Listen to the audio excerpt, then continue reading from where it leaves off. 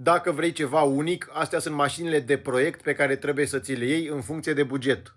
Menționez că prețurile sunt cele mai mici posibile pentru mașina respectivă, că da, e mașina de proiect. Într-un buget între 3 și 5.000 de euro, cât de cât îți iei mașina copilăriei mele, Mitsubishi Eclipse, nu o să-ți iei GSX de la 4x4 și turbo, dar o tracțiune față de proiect îți iei.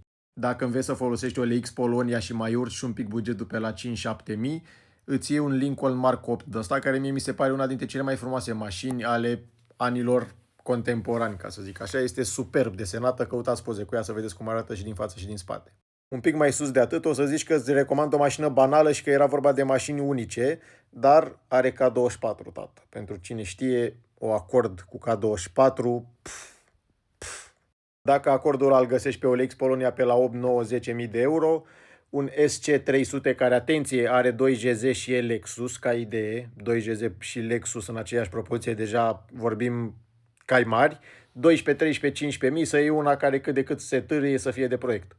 Dacă vrei să fii unicitatea în persoană pe la vreo 20.000 de euro, dacă stai să cauți ca lumea pe mobile, că pe OLX Polonia nu cred că găsești, R63. Bineînțeles cu monoblocuri, că altfel degeaba oi. Asta e primul lucru. Primul lucru, din Germania trebuie să cumperi jantele, să vii cu ea deja cu jantele astea, că altfel n-are sens proiectul. Dacă sar de 20.000 și te duci pe la 30-40, un Lotus Elise nu că e unic. E, nu știu, cred că sunt 10 în România, probabil. Dacă vrei să fii unic, dar să știe doar băieții cu carte că ești unic, B5. Alpina, toată merge că e 5-ar, mașină de 130-160 de mii, dar nu-i 5-ar. Dacă ai sărit de 160.000 de B5, te duci direct la 500.000, că nu te încurci și ții o Chimera. Uitați-vă superbitate, uitați-vă frumusețe de mașină, nu doar unică. Superbă, e absolut superbă, de oriunde te uiți la ea și cu ochii închiși e frumoasă, n-are cum.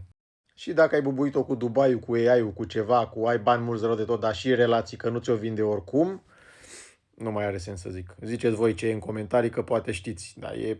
Cred că cea mai frumoasă mașină desenată vreodată, mă. Cea mai frumoasă.